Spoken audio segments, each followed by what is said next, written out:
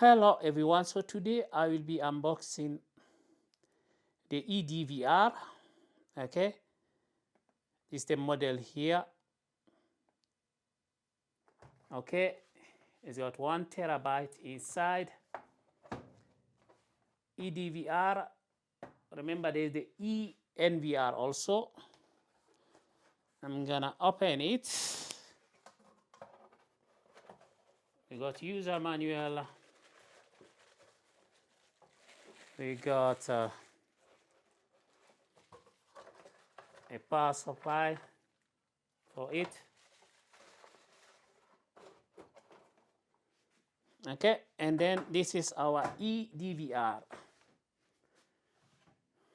You don't need to put hard drive inside. You can put 8 cameras here. I'm gonna show you the